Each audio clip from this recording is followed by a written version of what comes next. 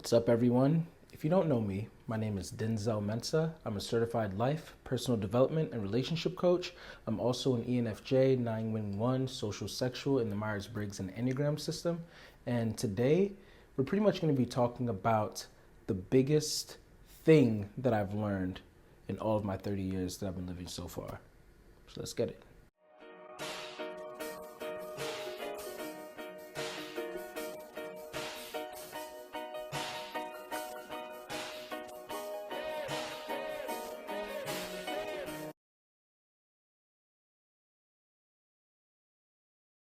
I often say, if I'm not teaching, then I'm learning.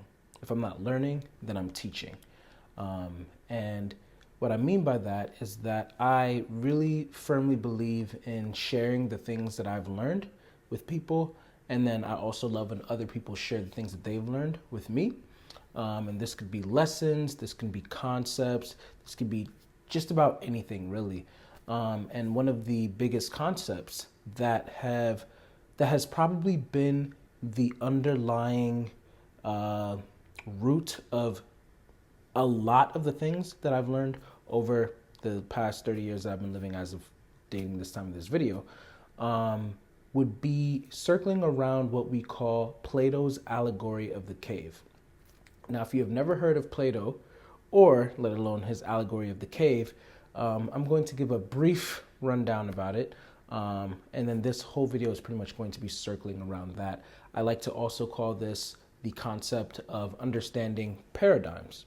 And so Plato was one of the great thinkers. He was a philosopher. Also, for those of you who are into type, I definitely believe that he's an INFJ, student of Socrates, who was an ENTP. Just some fun facts for you.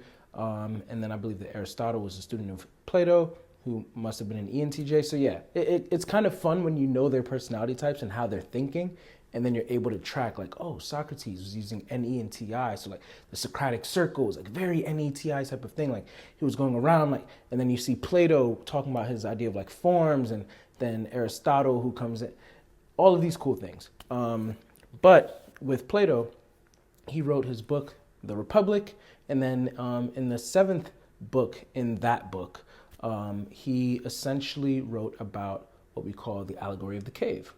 In this allegory, Plato describes men or people who pretty much are hypothetically born into captivity in this cave. They're like chained up in this cave, and that's all that they know. And in this cave, all they see is on the wall, like right in front of them, there's probably like a flickering flame right behind them that allows all of these shadows to be cast on the wall in front of them. So when they see the projection of these shadows, which is all that they've known, they've probably been living for like 30 years or whatever, like me, right? If that's all that you've seen for 30 years, the mind starts to make up things. It starts to try to interpret what's in front of it, right? So it's seeing these shadows, it's adjusted to the faint dim light in the cave, and it's like, oh yeah, this shadow is this shadow is that, boom, boom. And then one day, we don't know how exactly, from at least what I've looked up, one of the slaves pretty much breaks free from his shackles, and then he escapes the cave, goes out, and he's immediately like hit with the brilliant sunlight, and he's kind of like flabbergasted, but also discombobulated by just all of the newness that he's now, perceiving, because he was so used to being in that cave for all of these years. And now he's like seeing the real things, at least as far as he can tell, the real things that were actually casting those shadows. He was able to probably see the fire that was even like projecting that light, like all of these things. And at first, it's kind of like overwhelming for him, because he's like, wait, there was a whole different reality than what I was experiencing. And that's painful for anybody to be able to realize. But then after some time, when he adjusts, then he's able to be like, oh my goodness, like, yeah, this is amazing. I got to tell the boys back at the cave.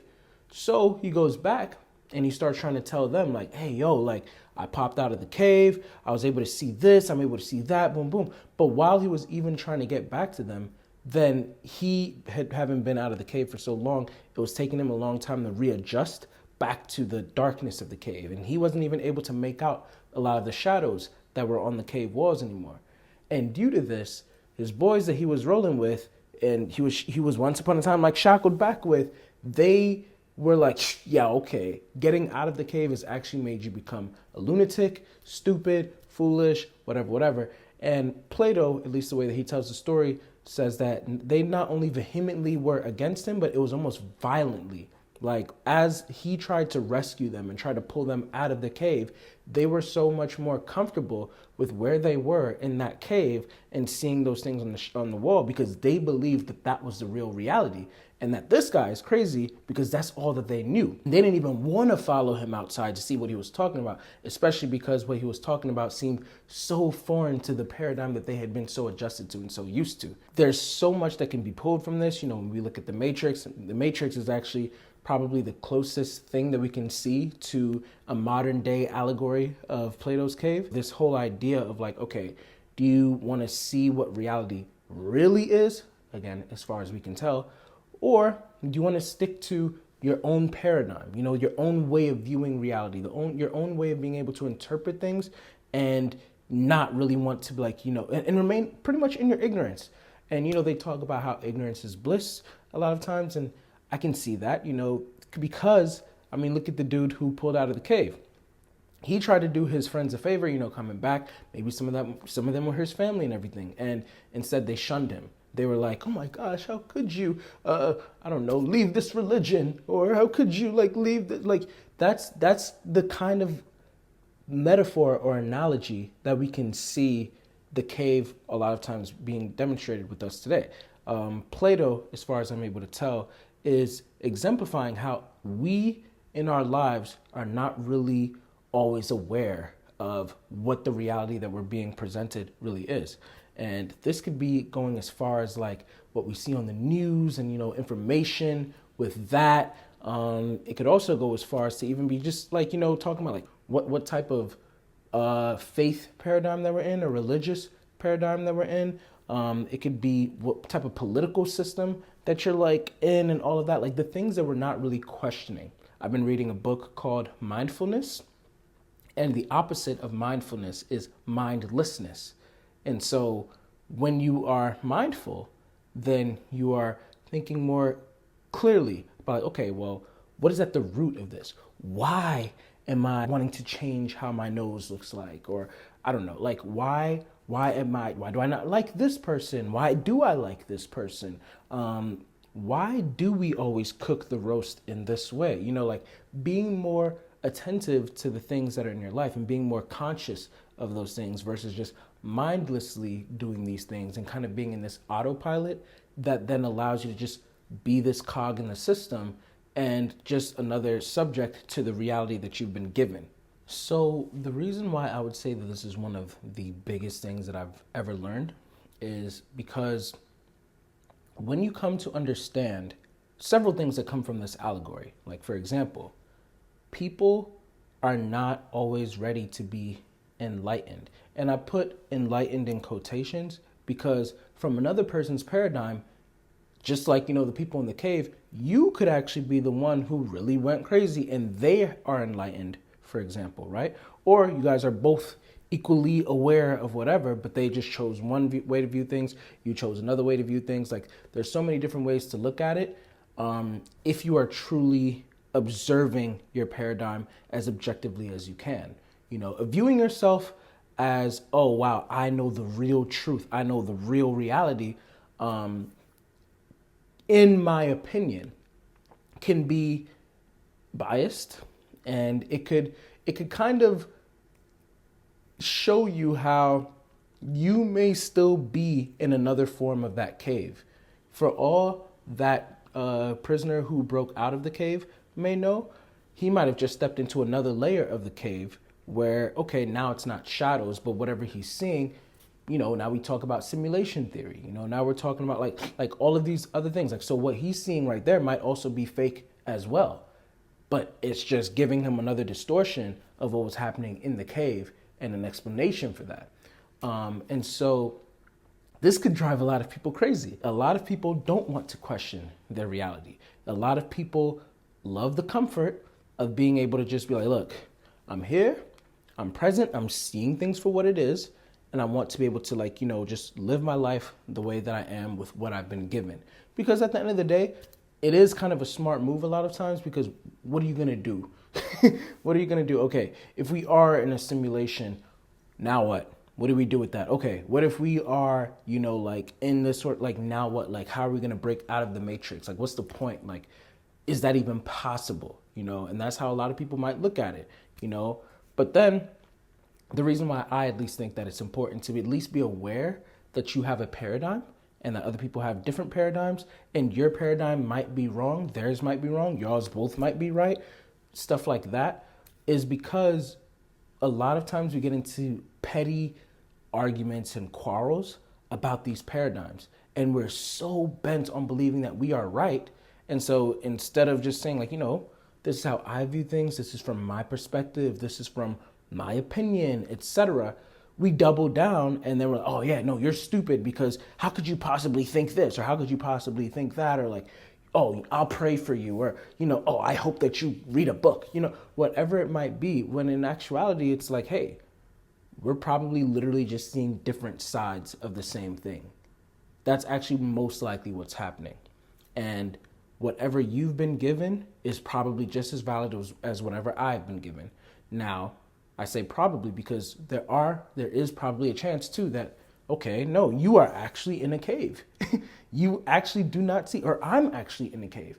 And I actually am only seeing the stuff that's flickering on the wall, whereas you have actually been able to go beyond that, and you've been able to actually understand more of the world around us, more of what reality is actually giving to us. It doesn't necessarily mean that you understand all of reality, or that you're this, like you're this genius, you have arrived in a way, but it at least lends itself to showing that you have become a little bit more cognizant, a little bit more mindful, a little bit more conscious, I think is the best way to put it. Like, your level of consciousness has become higher, because now, like that saying, you have become more aware of what you don't know, which now makes you aware of what you do know. And that, in my opinion, is more growth, and it's more consciousness. Whereas like there's a lot of people who are not even aware of what they do not know. They just think that they already know everything, because they are looking at things at such face value. Now, in my Meet Introverted Intuition video, I talk a lot about this very concept, and I use a lot of different examples in there.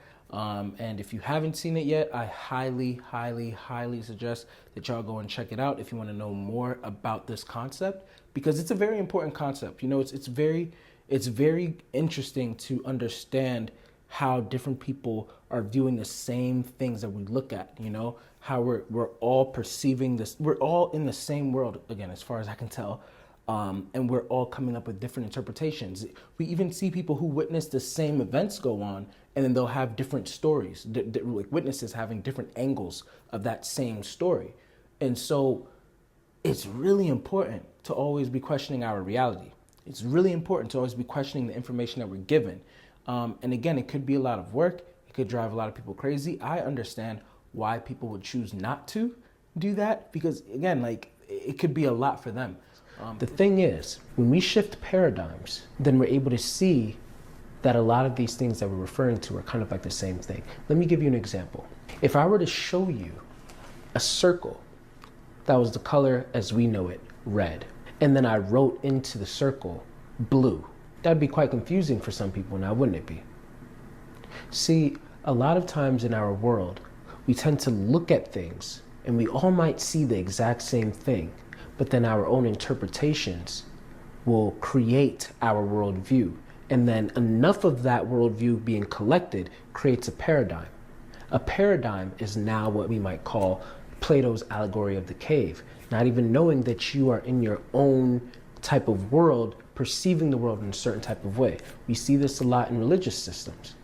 So let's just say, hypothetically, if I grew up believing that dogs were vicious creatures that were always just trying to attack people, and my family instilled this in me, and one day I went off to a home with some friends, and as I'm hanging out with my friends, there's a dog in the distance of the home, and the dog spots me and it fixates on me as opposed to all of my other friends. Now my mind might tell me like, oh, it's because the dog knows that I'm onto its tactics and everything like that. When in actuality, the dog probably is just aware that I'm acting irregularly from the rest of the friends who are not really acknowledging it in that way. But my fear is coming off to the dog, which is making the dog also a little bit fearful. And then if the dog now decides to lash out at me and attack me, it further instills this mindset that dogs are vicious, dogs are evil. And I go home and I tell my family, yes, the dog attacked me. And then somebody might say, well, then how come the dog only attacked you, but not your friends? And might think to myself, well, it's because I was the only one who was on to what that dog was up to. Maybe you're right. Maybe you're right. But that's not to say that it's the absolute truth. That's your paradigm. What if the dog was really just afraid of you because you were the only one that was acting weird, and so what you thought was discernment because the dog was fixated on you was in reality just the dog being fearful of you because you already had these preconceived notions about the dog to begin with, which then created a self-fulfilling prophecy that now instilled your belief even more. Now let's take this into the spiritual realm, and let's say that dogs are what we now call demons. Are you catching my drift here? Now, of course, maybe demons actually exist and they are as vicious as you might think that they are. But then from another person's paradigm, demons are just spirits that are dogs.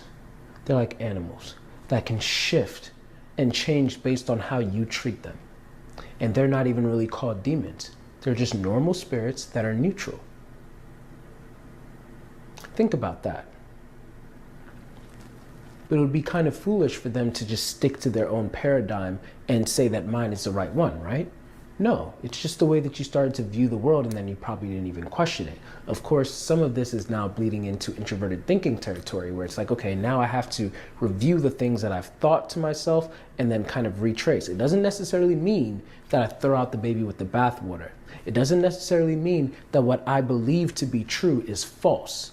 It just means that, okay, wait, I have to step back, and there's probably other plausible ways to view this same situation. That could be very disturbing for a lot of people. Who wants to question their reality? It's one thing to question your thoughts, as T.I. would do. It's one thing to question your own values, as F.I. would do. It's one thing to even question your memories and your experiences, as S.I. and S.E. might do. But N.I., myself, I question your reality. How do you know that the person that you're with right now is not even just a figment of your own imagination? All of this gets so convoluted. And if you're not able to shift paradigms to understand somebody else's perspective, not even just their perspective, but the way that they are viewing the world, the way that they might see the same thing that you are viewing, and they might interpret it differently, then you'll never really be able to understand empathy on a deep level.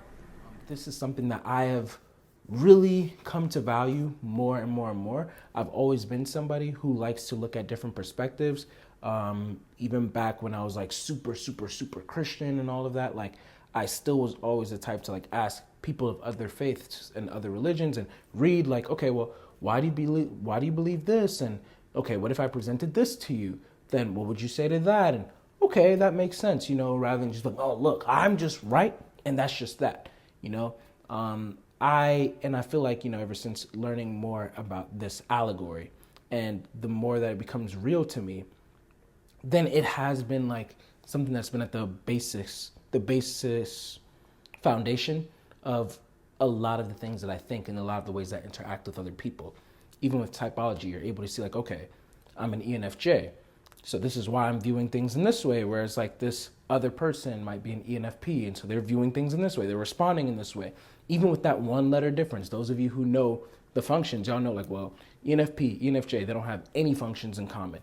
So they could be approaching this in a very, you know, different way. And if they're not being able to understand the other person has a different paradigm than they do, then that could be an issue. Even somebody else who has the same cognitive preferences as I do, as an ENFJ, we might still have other things that are in play, like our worldviews could be different due to religion, due to spiritual matters, due to our ethnicity and race, like how we grew up, or like the environments that we grew up in, even our graves levels, for those of you who are familiar with spiral dynamics, there's so many things that can influence this. And so being aware of another person's paradigm, being aware of your own paradigm can help so much with avoiding unnecessary conflict, with avoiding, petty arguments, with avoiding arrogance and like, oh, well, I'm right and this is that. And I think I'm always going to stand by the idea that true enlightenment is always going to come with love and humility.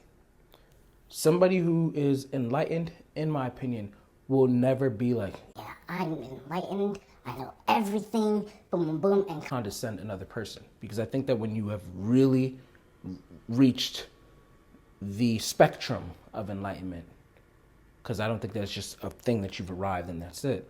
Again, it's just my opinion. But when you've reached the spectrum of enlightenment, once you become conscious, then you only start to increase in curiosity, you increase in love, and you increase in that willingness to be able to even teach other people at least what you know as you continue to try to exchange information.